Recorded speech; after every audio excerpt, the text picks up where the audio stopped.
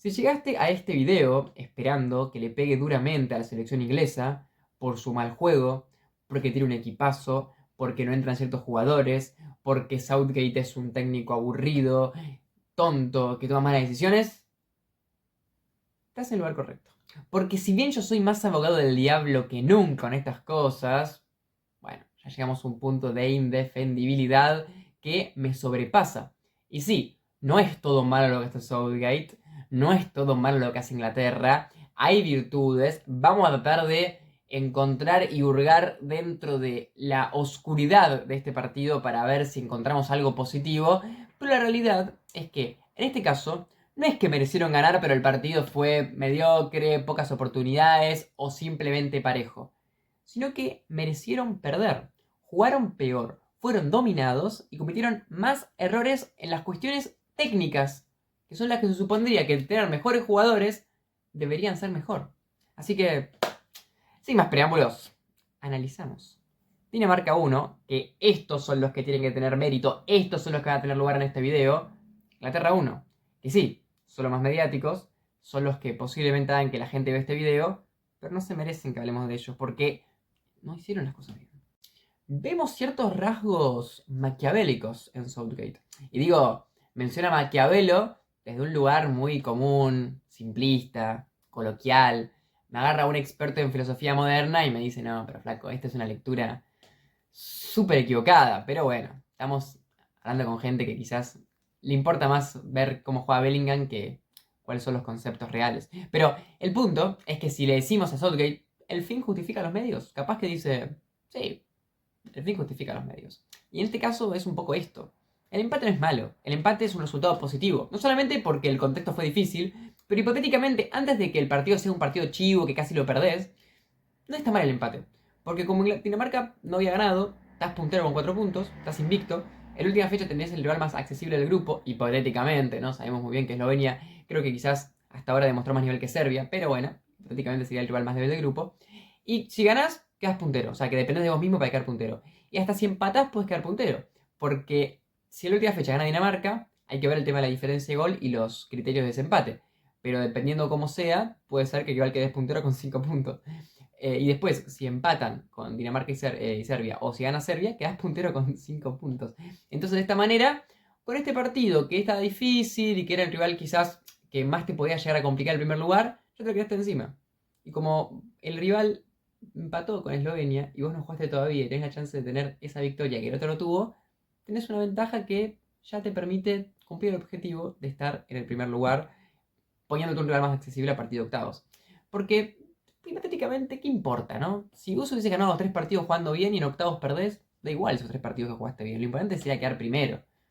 Entonces, si de por sí quedar primero con un gran resultado en todas las fechas y con un gran rendimiento demostraría que eso te va a preparar o vamos a tener argumentos para decir, che, Inglaterra llega a octavos de final primera, pero no solamente llega primera, sino que llega jugando bien. Inglaterra le da igual eso. Porque de última, si contra el rival que le toque ahora, que no sé bien cuál va a ser, creo que puede ser Suiza, bueno, da igual quién sea, y le llega a tocar y juega un partidazo en octavos, todo lo que pasó en fase de grupo ya está, ya pasó. Y como creo que justamente es una selección que le puede pasar eso, puede pasarle que tenga partidos muy malos pero con resultados que en este caso sirven y después aprovecharlos para tener desempeños correctos cuando corresponda. ¿Qué importa? Lo que capaz que mucha gente dice es sí, pero con todo lo que tiene y con esta estrategia no pudo ganar nada todavía. Pero capaz que otros dicen, ojo, por casi todo, Inglaterra en la historia no llegó muchas veces a instancias decisivas, y Southgate ya llegó a semifinal de mundial y también llegó a la final de la Eurocopa. Entonces, ahora es un debate, yo entiendo que mucha gente puede pensar, no, bueno, si tenía otro técnico mejor, podían llegar más lejos. Quizás otro técnico más arriesgado perdería los partidos de contraataque contra selecciones como Serbia y Southgate no. Pero yendo al partido y saliendo un poco de esta conceptualización de lo que significa Inglaterra, que de todas formas vamos a criticarla bastante, porque creo que es un buen resultado, pero en un partido en el que no merecieron ese resultado, yo me pregunto lo siguiente. Se supone que vemos a los ingleses como un equipo que, si bien a la gente no le gusta, a mí me da igual, que es defensivo pese a que podría no serlo. ¿No? En general, el equipo que es defensivo es porque no puede ser ofensivo. Digamos que dice, bueno, no tengo tantos recursos como el otro equipo, entonces decido replegarme más para cuidar el resultado y, por ejemplo, jugar de contra. Pero Inglaterra no. Inglaterra, si bien hay tramos en los que quiere dominar, Después, cuando mete un gol, por ejemplo, se repliega y dice, a mí no me importa que yo pueda con mis jugadores meter más de un gol. Yo quiero ir para atrás y cuidar el resultado. No le funcionó. Pero lo curioso es que no le funcionó porque de carambola le metieron un gol, sino porque su rival lo sobrepasó. Dinamarca, con su juego colectivo y con partidazos individuales de muchos jugadores, pero además de un funcionamiento muy interesante, con triangulaciones en diferentes zonas de la cancha, con lateralizaciones muy buenas, más que nada por el lado de Maele. Pero bueno, ahora vamos a entrar un poco más en el detalle de todo eso. Logró romper la defensa. O sea, que no es que Inglaterra fue un equipo defensivo que defendió bien. No, fue un equipo que se replegó, pero que se replegó mal, que no le funcionó. Y tampoco fue un equipo que pudo tener muchas oportunidades de gol, de contraataque o muchas oportunidades en las de que digas, bueno, está relegando la pelota, pero para tener mucha posibilidad de aprovechar las debilidades defensivas del rival en la transición defensiva. No, no pasó tampoco eso. Igual, curiosamente, Inglaterra tuvo 4 chances claras en todo el partido según estadísticas de SofaScore, mientras que Dinamarca tuvo una. Y ahí uno dice, Southgate, ¿no? O sea, un equipo que puede capitalizar, profundizar y, digamos, crear de la nada jugadas. Que no es que hay un dinamismo continuo, no es que hay un motor creador de juego que te va disparando diferentes posibilidades, sino que tenés tanto talento que aunque vos tengas un juego que no potencie ese talento, el talento igual solo te lo va desperdigando de vez en cuando para tener peligro. O sea que, si vamos a los números, en este caso la estadística de chances claras, podemos ver que Inglaterra tuvo más que Dinamarca. Igual, tiren a la basura ese dato porque no importa. Porque más allá de que tuvo más chances claras, fueron jugadas aisladas y que no fueron realmente lo que determinó el trámite del partido. Lo que terminó el trámite del partido fue un partido donde Inglaterra fue impreciso, donde sus figuras no se lucieron y donde al contrario Dinamarca sí se lució. Metámonos un poco ahora sí dentro de el fango más puntual y complejo de los diferentes roles.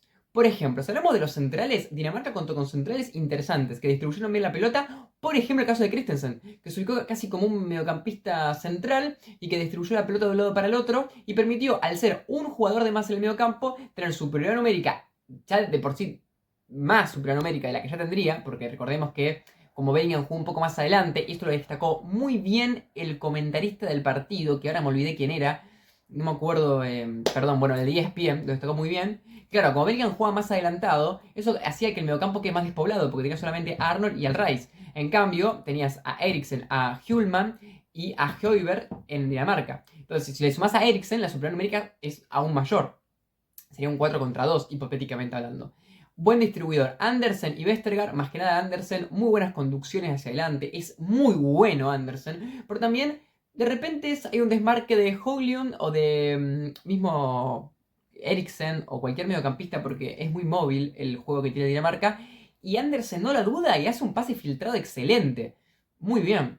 En cambio, si vamos al lado de los ingleses, Geji para mí no defiende mal, cometió un error en el segundo tiempo que al final se rezarse casi mete gol Dinamarca en esa jugada, pero es para mí defensivamente, había defendido bien contra Serbia y hoy también lo hizo bastante bien, no tan bien como el anterior, pero sí se destaca. Pero por ejemplo Stones, que es un jugador que en el City puede jugar de pivot también y que es muy bueno saliendo, no tuvo un partido realmente interesante de ese lado. No pudo aportar, también porque tuvo diferente manejo de la pelota Inglaterra, pero el punto es que no. Rice y Arnold cometieron errores pero sin parar. Tengo mi nueva libretita. Enumero la cantidad de errores que cometieron. Rice tuvo 2 pérdidas. Y 2 pérdidas con la pelota en el pie. Increíble. Intentos de gambete, conducciones de más. Muy mal partido de él. Que de todas maneras, el primer tiempo tuvo una recuperación alta que me gustó. Que dije, bien, si Rice se adelanta, si Rice busca recuperar alto, va a potenciarse mucho más. Lo hizo una sola vez prácticamente. Una pena, pero bueno. Y obviamente también tuvo algún pase largo interesante, le aporta la distribución, no es que siempre está mal. Pero el tema es que ya haber cometido 2 errores tan puntuales como tener una pérdida así, que te la roban, ya habla muy mal comparado con los del rival que tuvieron un partido mucho mejor. Y hablar de Arnold, que a nivel de pases largos estuvo flojo, tuvo alguno bueno, reitero, porque hay mucho talento en Inglaterra, pero en general no salió. Pero también tuvo pérdidas y malos pases, o sea que estuvo impreciso totalmente. Inclusive yo pienso que cuando entra Gallagher, que entra por él, en el segundo tiempo, entra y mejora el partido. Creo que se notó que estaba más acostumbrado a jugar en ese rol y que pudo al menos no equivocarse o hacer pases más simples, que quizás no eran pases que ayudaban demasiado, pero al menos al ser más simple, la pelota le llegaba a otro jugador que quizás es más talentoso, interesante o apto, y al menos no se equivocaban tanto como pasaba con Arnold, que corría más riesgos. Pero bueno, quizás es porque fue un mal partido, y de hecho lo fue, Arnold es un crack, pero bueno, no pudo tener esa vertiginosidad. Después teníamos un problema arriba porque Bellingham estaba muy tapado, no, intentaba siempre gambetear, tiraba diagonales, se nota su esfuerzo, pero da la sensación de que siempre terminaba en una zona donde había muchos jugadores rivales y pocos de los compañeros. Se desmarcaba, se metía en el área, recibía incómodo, capaz que el primero lo sobrepasaba y el segundo ya se la quitaba. Es como que, quieras o no, era demasiado individual el juego que plantaba Bellingham y los demás no lo acompañaban. Harry Kane nuevamente un mal partido, no pudo participar.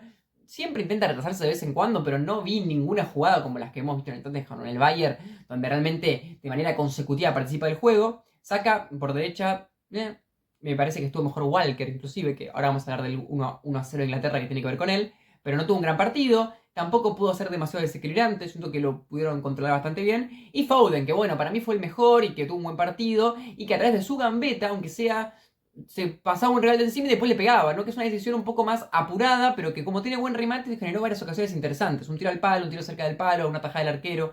Creo que Foden fue el mejorcito de Inglaterra en general, o al menos de los que más me gustó a mí.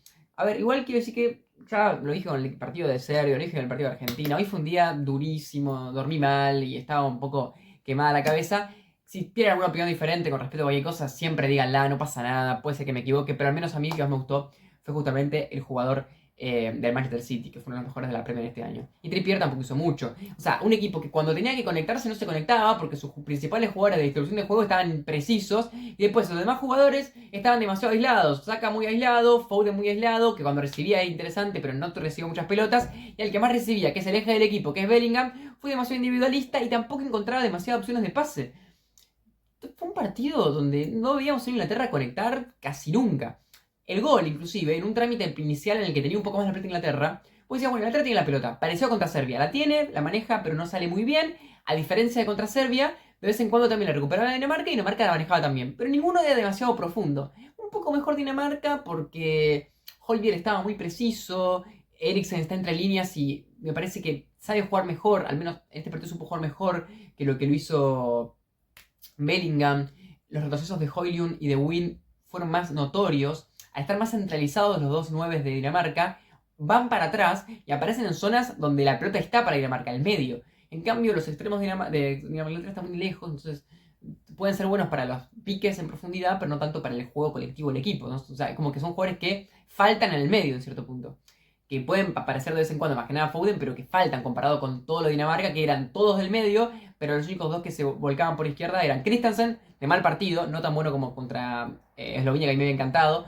Participó poco, pero igual siempre aparece como opción de pase por izquierda. Y por otro lado, bueno, Maele. No, perdón, sí, Maele, el número 5 que sí, tuvo más intervenciones y conducciones interesantes. Dinamarca con Højlund tira partidazo. Højlund mete ese golazo de afuera, increíble para el 1-1. Para mí, fuera de joda, el gol que más me gustó en la Eurocopa. Hay otros que son más espectaculares porque son más al ángulo de arriba, pero a mí ese tipo de goles que pegan el palo y entra me encantan. Aparte, metió el gol y es como que se quedó con una cara de... ¿Qué acabo de hacer? Fue una cosa increíble, me encantó el 1-1. Pero Højlund jugó un partido muy interesante. Por un lado, en la salida conducía. Manejaba bien la pelota criteriosamente con los pases. Pero además, cuando la tenía Højbjerg, por ejemplo, o Christensen, que básicamente hacían como una especie de doble 5 por momentos, él se liberaba y recibía pases en todas partes del campo. O sea, más que nada por derecha, pero también a veces por izquierda. Fue realmente una pesadilla total para la defensa de Inglaterra. La movilidad de Dinamarca, cómo se combinaran, triangulaciones todo el tiempo. Nuevamente, dentro de la libreta, yo voy anotando las diferentes flechas de conexiones que van apareciendo en el partido. Y por ejemplo, Hjulman con Maele, Eriksen junto con Wind, Wind con Eriksen de pivot, Højbjerg con Eriksen. Entonces, o sea, van apareciendo diferentes tipos de conexiones. Y no son conexiones de, bueno, te la paso, me la pasas. Sino son conexiones de pases rápidos, de triangulaciones, de desmarque, de pivotaje. Hermoso, Dinamarca, hermoso. Lo que había hecho el primer tiempo contra Eslovenia lo hizo todo el partido contra Inglaterra y el segundo tiempo por momentos se lo llevaba por delante, le recuperaban pelotas, presionaba la salida, lo molestaba, terminaba pateando al arco. Pickford tapó varias, hubo un montón de jugadas. No hay explicación de lo bien que jugó Dinamarca, me encantó y realmente después de este partido es bravísimo. Ojalá que clasifiquen porque la última fecha va a tener la complicada con Serbia, pero tienen mucho para dar, son un equipazo. Desde el principio hasta el final del equipo son un equipazo. Capaz que me parece que no se están usando tanto ni Højlund ni Wind, pero creo que son útiles. Son bastante funcionales para el juego, aunque quizás, evidentemente, no se usan tanto como el resto de sus compañeros, ¿no? Porque los dos son muy buenos. Pero bueno, movilidad, juego, la realidad es que Inglaterra puede tener un posicionamiento interesante, pero no del todo útil en este encuentro, porque era demasiado estático.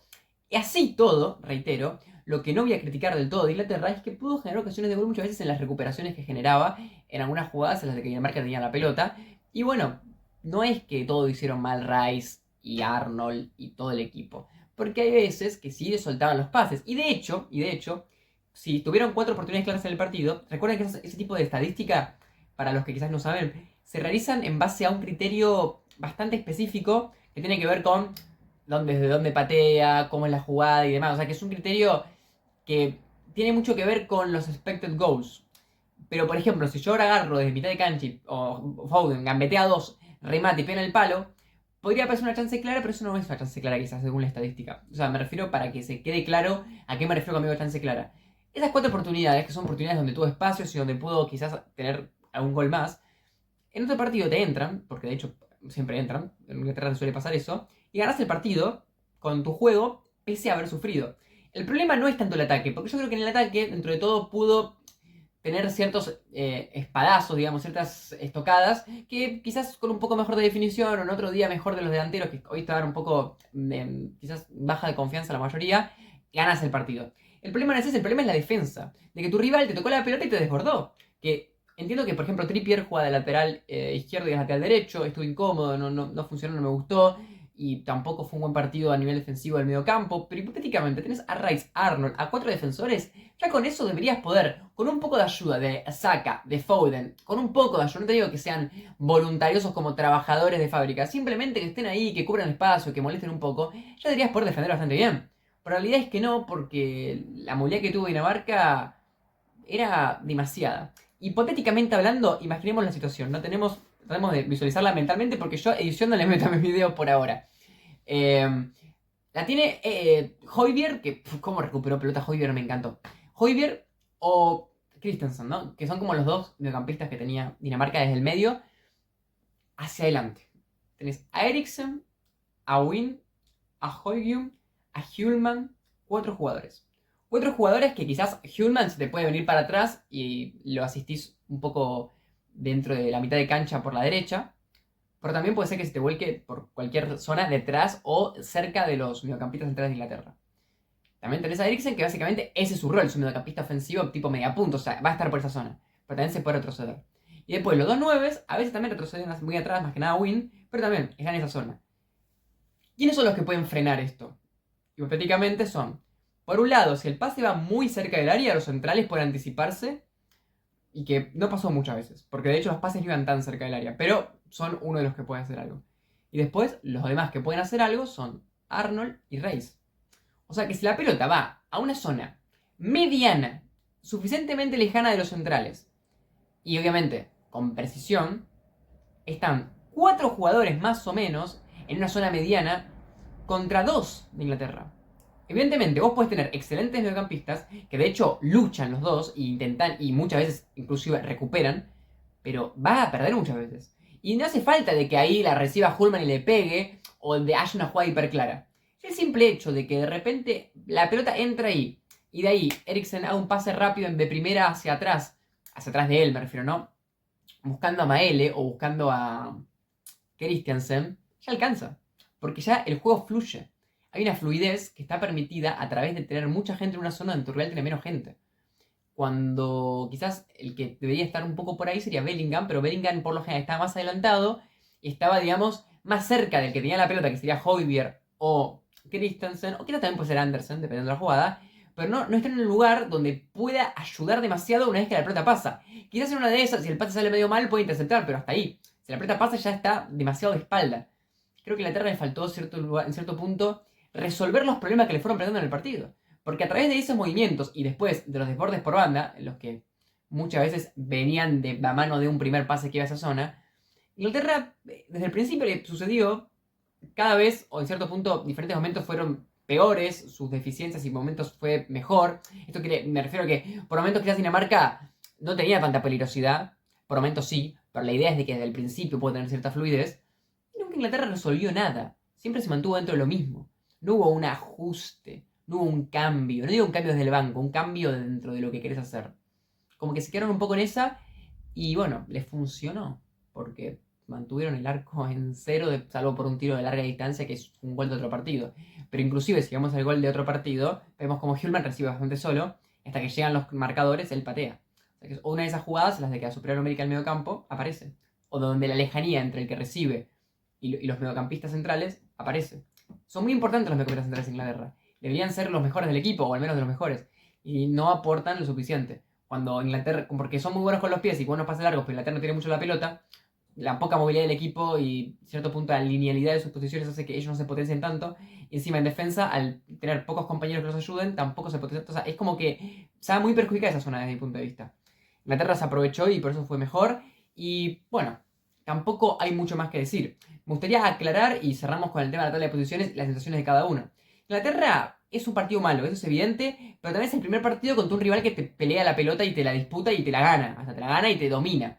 Hay que ver cómo se plantean los diferentes partidos, hay que ver cómo puede pasar si de repente juega Luke Shaw, que jugando titular quizás como un defensor más natural puede funcionar mejor. Hay que ver cómo sería un partido sin jugar con Alexander Arnold de mediocampista y jugando con un mediocampista más puro, o jugando con tres mediocampistas, o sea, hipotéticamente jugando con un Bellingham más atrasado y dos mediocampistas más. O sea, creo que hay ajustes que son, no digo obvios, porque, a ver, yo no subestimo a Southgate, más allá de que es muy criticado y de que es muy fácil pegarle, yo no lo subestimo, yo creo que debe tener sus razones para hacer cada cosa que hace. Pero digo, a priori, uno podría pensar, no es algo demasiado rebuscado decir, bueno, dejo de poner a Arnold de mediocampista porque evidentemente el capitán no está jugando tan bien.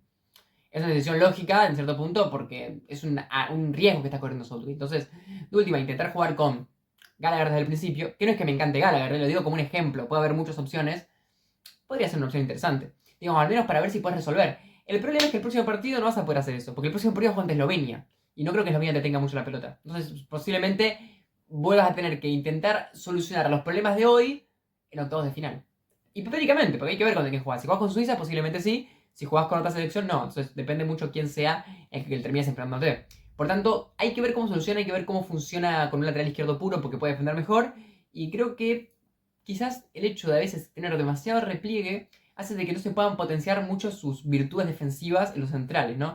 Cuando, por ejemplo, en el partido contra Serbia, jugaron un muy buen partido, más que nada Eji, bueno, en uno contra uno, siendo muy bueno. Pero cuando ya no hay un uno contra uno, sino que hay una zona de muchos jugadores, como que Eji no tiene tanto espacio para robar, por ejemplo, porque ya están todos metidos ahí. O sea, no es que no puede robar, sino de que, hipotéticamente, si está Geji en la misma zona que está Rice, y hay una pelota que se recibe por esa zona, Geji no va a meterse en ahí donde está Rice, simplemente va Rice ser el responsable de esa zona. Entonces, no hay un lugar donde puedan los centrales anticiparse, por ejemplo. No hay espacio para que se anticipen. Entonces, también es otra cosa que quizás se podría potenciar de la mano de ciertos movimientos que ayuden a que se potencien, ¿no? Que eso también depende mucho de quién sean los titulares. Tabla de posiciones. Tenemos con 4 puntos a Dinamarca, con 2 puntos Eslovenia, con 2 puntos, perdón, 4 puntos Inglaterra, con 2 Dinamarca, con 2 Eslovenia, con 1 Serbia. Última fecha, Eslovenia, Inglaterra, Dinamarca, Serbia. Bueno, se van a matar a piñas entre todos.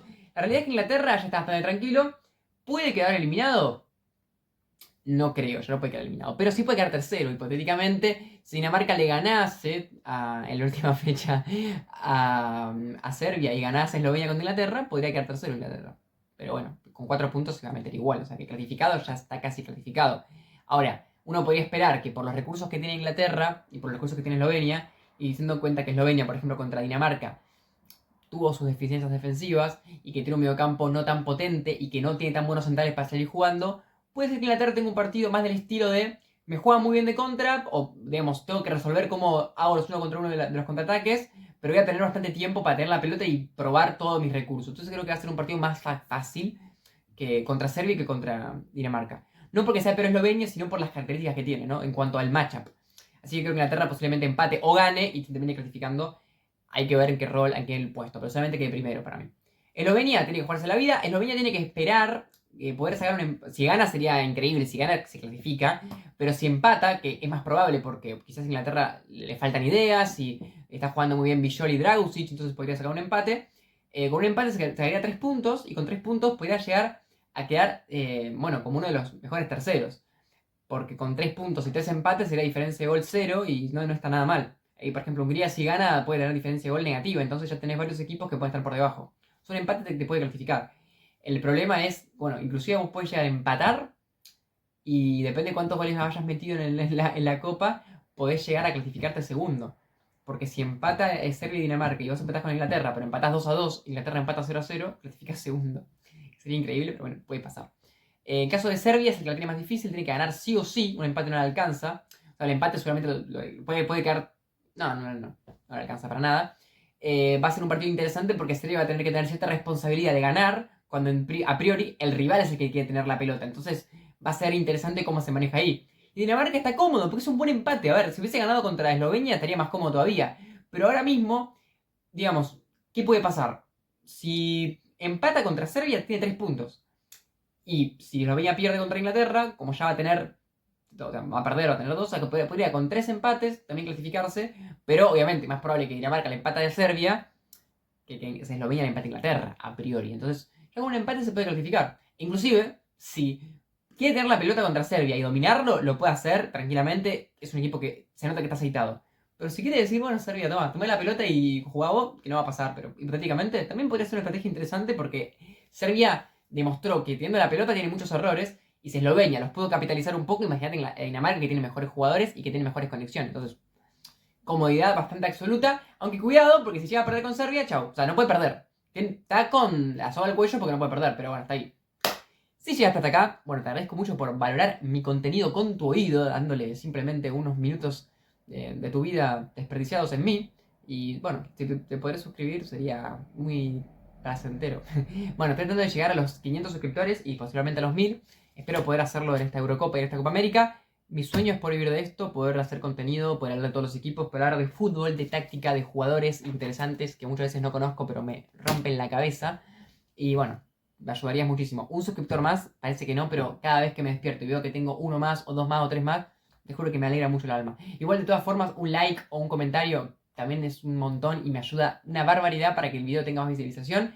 Y como ya te dije, lo importante, más allá de todas las cosas que te estoy diciendo, es que te quedaste hasta acá, te estoy escuchando ahora mismo. Ahora sí, sin más preámbulos, nos vemos en el próximo video. Posiblemente sea la victoria de España contra Italia. Que bueno, nuevamente a la madrugada grabando, pero estamos